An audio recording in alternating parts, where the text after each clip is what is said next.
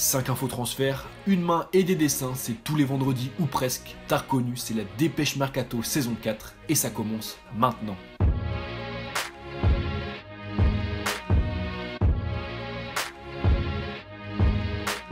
Salut mes socios, on se retrouve enfin pour le retour de la Dépêche Mercato. Ça fait un petit moment que j'en avais pas sorti, mais voilà, enfin la saison 4. J'espère que vous allez apprécier parce que j'ai beaucoup de plaisir à reprendre cette série.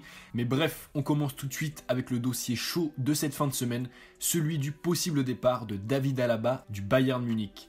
C'est The Telegraph qui a récemment lâché cette bombe qui a eu beaucoup de résonance dans les médias européens puisqu'elle affirme que le Bayern Munich serait prêt dès cet été à se séparer de David Alaba en fin de contrat dans un an. Alors ce qui est vraiment important dans ce dossier, c'est qu'avant de prendre en compte l'information que je viens de donner et que The Telegraph a donnée, il faut préciser que le Bayern et Alaba sont en négociation depuis plusieurs mois quant à la prolongation du joueur. Le club bavarois souhaite absolument prolonger celui qui a été élu par Sky Sport meilleur joueur de la saison et n'envisage de le vendre qu'en cas d'échec des négociations rendues difficiles par le nouvel agent d'Alaba, Pini Zahavi, qu'on sait assez gourmand financièrement. Pini Zahavi aurait d'ailleurs, pour faire monter les enchères et selon Foot Mercato, proposé son joueur au Paris Saint-Germain. Or, ce qu'on sait aussi et ce qui est important, c'est que les négociations d'une prolongation de contrat sont très souvent des jeux de dupes au cours desquels chacune des parties n'hésite pas à utiliser les médias et l'intérêt d'autres clubs pour tirer un avantage et obtenir un maximum de revendications. Pour moi, c'est absolument ce qui est en train de se passer ici et je ne vois absolument pas Alaba quitter le Bayern cet été. Aucune des deux parties n'a intérêt à ce que ça se fasse, n'a intérêt à ce que ce départ soit acté et c'est pour ça que je mets seulement un 10% sur la barre des probabilités.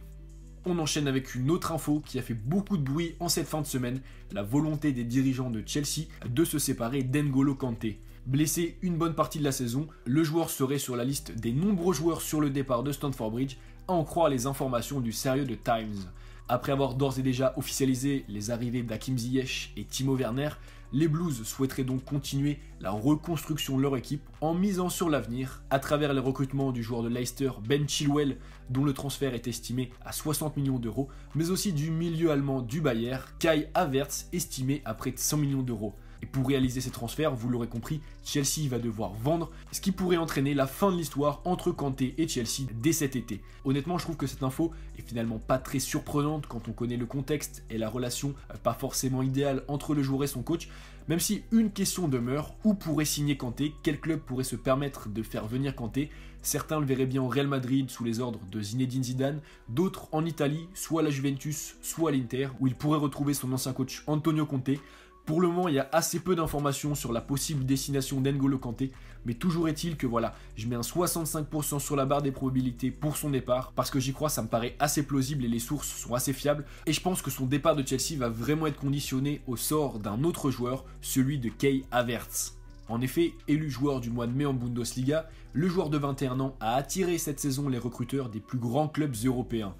Et s'il a un temps été évoqué au Bayern Munich, deux équipes semblent aujourd'hui en pole position pour le faire venir, le Real Madrid d'un côté et Chelsea de l'autre. Souhaitant rajeunir son milieu de terrain, le club meringué, bien avancé dans le dossier, aurait même déjà formulé une offre aux alentours de 70-80 millions d'euros, selon le média allemand Sport Buzzer, qui précise d'ailleurs que cette offre a été refusée par le Bayern qui en demande 100 millions d'euros. Une nouvelle offre serait d'ailleurs en préparation avec la possibilité peut-être d'y inclure un ou deux joueurs du Real. Enfin, pour ce qui est du Real, selon les informations de Marca, à prendre avec des grosses pincettes, le jeune milieu de terrain allemand rêverait de rejoindre le club espagnol afin de prendre dans le futur la succession de Toni Kroos, lui aussi passé par le Bayern. Bref, du côté de Chelsea, souvent cité parmi les prétendants dans le dossier, le club s'est vu propulsé jeudi comme favori dans le dossier après que le joueur lui-même ait liké un tweet demandant explicitement au club londonien d'officialiser son arrivée sous les couleurs des Blues. De leur côté, les dirigeants de Chelsea seraient eux aussi très intéressés par le joueur, très intéressés à l'idée de le faire venir et seraient d'ailleurs prêts à vendre pas mal de joueurs pour pouvoir s'offrir le crack allemand, comme je l'expliquais juste avant avec le cas N'Golo Kanté. Ainsi, vous l'aurez compris les gars, rien ne semble jouer dans le dossier Havertz et le transfert pourrait même être retardé d'un an si l'équipe allemande venait à se qualifier en Ligue des Champions, comme l'a précisé le tabloïd Football London. Compliqué à dire donc pour le moment, je mets un 55% sur la barre des probabilités pour un départ du joueur en juillet ou en août, sans pour le moment privilégier un club parce que c'est compliqué de savoir s'il irait plus vers Chelsea ou le Real Madrid. A noter, et je le répète vraiment, pour moi, le sort de Kai Havertz va vraiment être lié à celui d'N'Golo Kanté. D'ailleurs, petite question les gars, selon vous, quel serait le meilleur choix pour Havertz? Rester au Bayern, rejoindre Chelsea ou partir au Real Madrid? N'hésitez pas à me donner votre avis en commentaire. On enchaîne avec un autre jeune joueur qui va changer ou qui pourrait changer de club cet été, c'est Achraf Hakimi. En prêt depuis 2 saisons au Borussia Dortmund, le Marocain retournera cet été dans son club formateur, le Real Madrid. Mais restera-t-il en Espagne ou rejoindra-t-il un autre club? C'est la question à laquelle beaucoup de médias ont essayé de répondre en Europe cette semaine. C'est Marca qui a ouvert le bal des rumeurs sur le dossier en début de semaine, affirmant que les dirigeants du Bayern Munich ont approché ceux du Real pour se renseigner sur le latéral. Une rumeur qui a été confirmée et même appuyée un peu plus tard dans la semaine par le quotidien espagnol AS, selon qui le Bayern serait prêt à offrir un salaire mirobolant et une place de titulaire indiscutable à Hakimi, une place de titulaire loin d'être garantie pour le Marocain à Madrid, dans la mesure où Dani Carvajal et Arvalo Odriozola évoluent au même poste. Mais comme on le sait, les médias espagnols, et particulièrement les 2 que je viens de citer, sont assez peu fiables, et c'est d'ailleurs ce qu'a confirmé l'agent du joueur, Alejandro Camano, qui a précisé dans une interview n'avoir eu aucun contact de près ou de loin avec le Bayern Munich, tout en réaffirmant le souhait du joueur d'évoluer sous les ordres de Zinedine Zidane. Pour moi donc, Hakimi au Bayern, c'était vraiment juste une rumeur pour faire couler un peu d'encre, pour vendre du papier, sans réel fondement derrière. Je pense qu'il va rester au Real Madrid, j'en suis quasiment certain, et je mets pour son départ au Bayern cet été un tout petit 10%. Enfin, on termine avec Lautaro Martinez.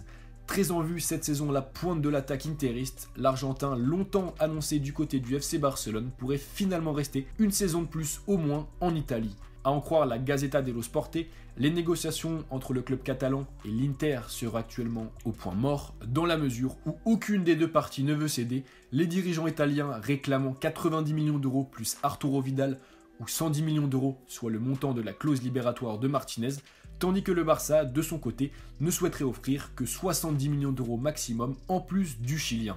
En difficulté économique, le club catalan pourrait donc voir Lautaro rester à San Siro. D'autant que selon la même source, selon la Gazzetta dello Sport, le club milanais serait même prêt à offrir une prolongation de contrat très juteuse à son buteur afin de définitivement le convaincre de rester à San Siro. Alors que fera Lautaro Martinez? Pas simple à dire, mais une chose est sûre, le Barça aura besoin de vendre beaucoup de joueurs pour pouvoir se permettre de recruter l'attaquant argentin, d'autant qu'offensivement, quasiment toutes les places sont prises à Barcelone qui va également voir Philippe Coutinho revenir, donc ça me paraît assez compliqué. Pour le moment, je mets un 35% sur la barre des probabilités. En bref, le défenseur brésilien du LOSC Gabriel pourrait rejoindre Naples pour 22 millions d'euros et des bonus, tandis que dans le même temps, le PSG négocierait avec le FC Séville pour étendre le prêt de Sergio Rico. Enfin, l'OM pourrait faire venir le jeune milieu de terrain havrais, Pape Gueye. Et donc voilà les gars, c'est déjà la fin de ce premier épisode de la saison 4 de la Dépêche Mercato. J'espère que vous avez apprécié et que vous avez appris des choses, c'est le principal. N'hésitez pas à me dire en commentaire ce que vous pensez des différents transferts, c'est super intéressant. N'hésitez pas également à partager ce retour de la Dépêche Mercato et lâcher un gros like, ça me ferait super plaisir. Bref les gars, c'était Val, j'espère que vous avez apprécié. Peace.